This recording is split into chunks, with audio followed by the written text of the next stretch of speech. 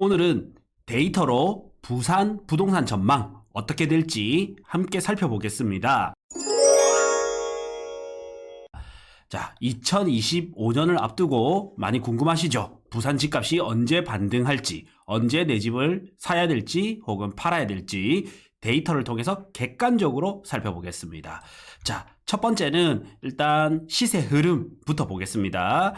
부산의 전체적인 시세 흐름을 보시면요. 10년 혹은 전체 이렇게 보시면 이제 코로나 때 급등을 했다가 그 이후 금리 인상기 때 급락, 그리고 지금은 약 보합세입니다. 그래서 3년치를 보시면 이제 2023년 1월까지 많이 빠졌다가 그 뒤로는 조금씩 보합, 그리고 상승, 그리고 다시 하락, 다시 상승, 하락, 하락폭이나 상승폭이 작죠. 그리고 최근 1년치를 보시면 이제 24년 4월 달까지가 마지막 0.01% 하락이었고요. 평균 집값은 이제 보합세를 이루고 있습니다. 그리고 대출 규제가 시작되었던 이제 9월 달부터는 조금 반등할지 싶었지만 다시 이제 보합입니다. 대출 규제가 있었는데도 불구하고 우선은 보합이라는 거는 일부는 상승하는 단지가 있을 거고 일부는 하락하는 단지가 있을 거예요. 당연히 이제 입지가 좋거나 상품 가치가 뛰어난 뭐 신축, 대단지 이런 아파트들은 상승을 하고 있을 거고, 입지가 안 좋거나 이제 신축, 대단지가 아닌 곳은 하락을 하고 있겠죠. 그래서 저희 댓글을 보시면 하락하고 있는데 왜 상승이라고 이야기하냐, 혹은 또 상승하고 있는데 왜 하락이라고 이야기하냐, 이런 댓글들이 많이 있습니다. 그 이유는 이제 평균적으로는 보합이고요. 지금 전세가도 0% 움직이고 매매가도 0% 움직이고 있습니다. 근데 내가 하급지에 안 좋은 아파트를 좀 들고 있다면 하락으로 가고 있고요. 아직까지. 그리고 좋은 상급지를 들고 있었다면 이제 상승으로 가고 있었던 거의 차이지, 이게 부산을 전체적으로 보면 이제 보합입니다. 네. 그리고 이제 얼마나 고평가냐 저평가냐를 보는 거는 저는 일단 소득 대비 집값을 본다고 했죠. 그래서 10년치를 보면 이제 적정에서 살짝 저렴한 단계에서 좋음이라고 나왔습니다. 그리고 15년치를 보면 여전히 이제 비싸다고 나옵니다. 제가 수많은 데이터를 분석해 봤을 때 10년과 15년 사이 한 12.5년을 봤을 때 보통이 나오면 그때부터 이제 조금 다시 반등 움직임이 있는 추세거든요. 그래서 지금은 이제 약 반등까지 조금 눈앞에 두고 있는 느낌입니다. 자, 그리고 이제 이것보다 좀 더 정확한 거, 주택 구매력 지수는 집값, 소득, 대출 이자를 포함해서 이게 높으면 얼마나 매력적인가. 높으면 주택 구매력 지수가 높은 단계에서는 주택을 구매하는데 매력이 높다. 그러니까 좋은 단계예요. 구매하는 데는. 이런 단계고, 이게 낮으면 매력이 없기 때문에 그만큼 집값이 비싸다라고 보시면 돼요. 근데 지금은 10년치를 봤을 때는 이제 보통 해서 조금 좋아졌습니다. 평균보다는 조금 좋아졌고요. 15년치를 보면 여전히 보통이지만 이제 평균에 살짝 못 미칩니다. 그래서 종합적으로 보면 한 내년쯤 되면 부산은 주택을 구매하는데 매력이 있어지지 않을까 이렇게 싶습니다. 네. 그리고 이제 전세 가율을 보면요. 전세 가율은 10년치를 보는 게 가장 좋거든요. 그래서 64.7%가 이제 평균 전세 가율인데 지금은 몇 프로냐면 58.7%로 평균보다 많이 못 받쳐주고 있습니다. 이거는 전세가 대비 매매가가 비싸거나 혹은 전세가가 많이 싼 경우인데, 현재 부산은 울산, 창원보다도 전세가가 더 싸요. 그래서 해운대가 오히려 울산, 창원보다도 전세가가 싸니까 부산은 전세가가 아직까지 많이 눌려 있구나라고 보실 수 있습니다. 그래서 전세로 집을 구하거나 월세로 집을 구하시는 분들은 올해까지 혹은 내년 상반기까지는 지금 임차로 구하기에는 괜찮은 시기다 봐지고요. 그래서 반대로 내가 재테크까지 신경을 쓴다면 임차로 이렇게 거주를 하면서 그 시드머니는 투자를 해놓으면 괜찮은 시기라고 판단이 듭니다. 자, 그래서 전세가가 상당히 현재는 안 받쳐준다라고 봐지고요.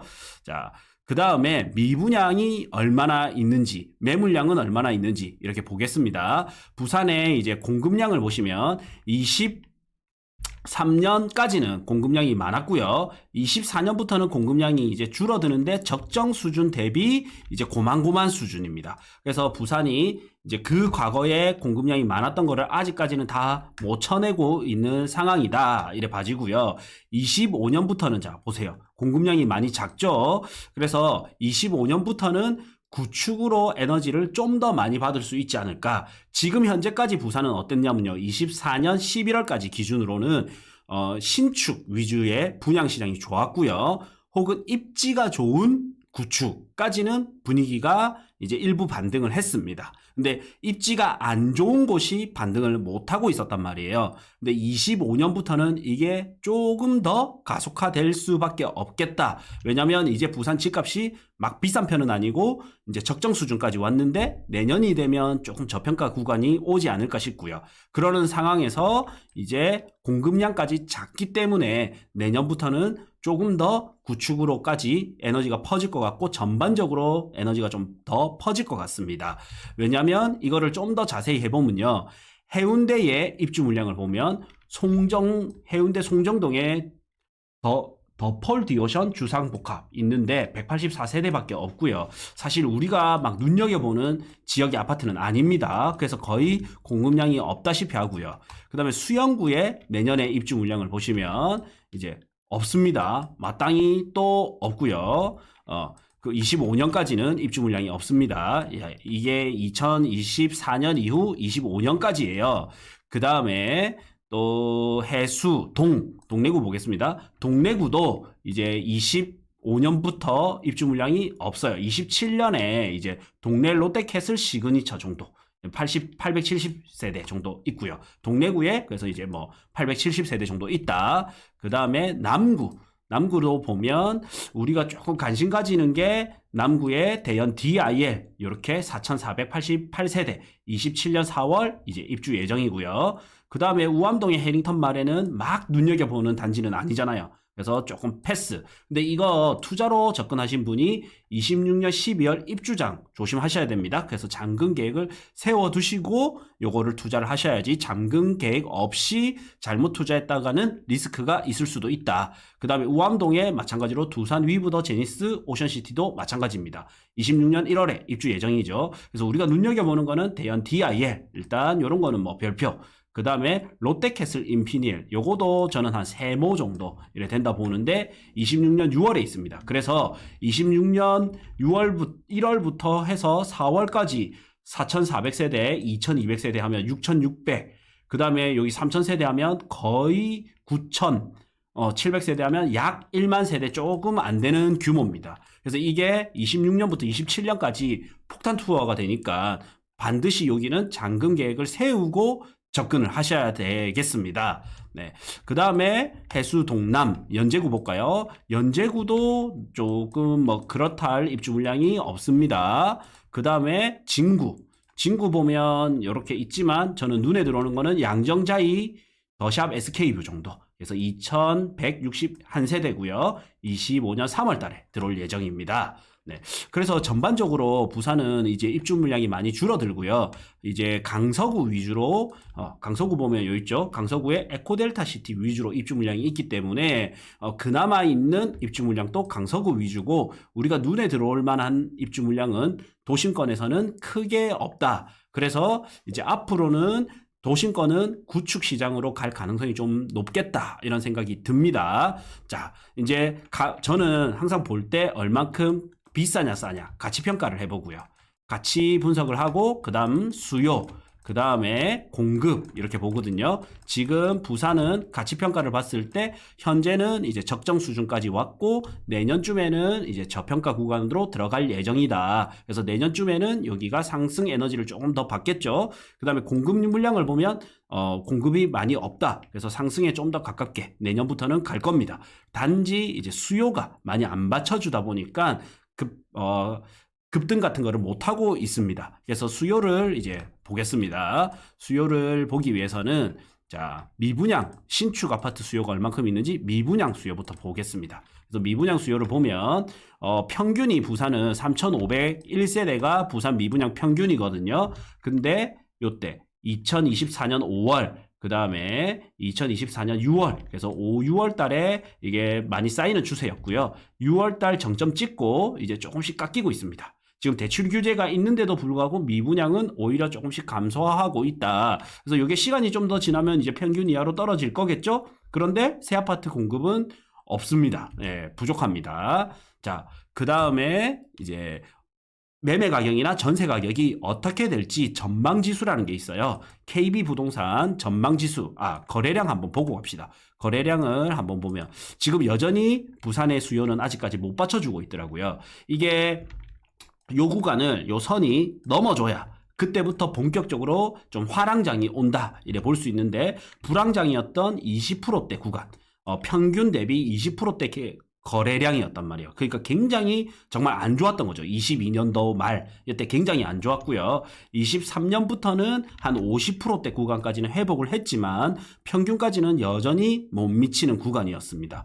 그러다가 일부 올라갈 듯 하다가 여전히 못 올라가고 있어요. 그래서 부산은 여전히 수요가 아직까지는 좀 못 받쳐주고 있는 상황이었다 이래 보시면 되고요.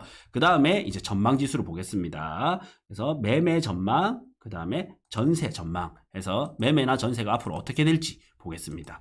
그래서 이 전망지수는 KB 가격 전망, 가격 전망을 볼게요. 이 전망지수가 시장 대비 약선행을 하거든요. 그래서 한번 참고하시기 괜찮은 자료입니다. 그래서 여기서 보실 때는 요 노란색 있죠. 노란색을 보셔야 돼요. 요 차트를 보셔야 됩니다.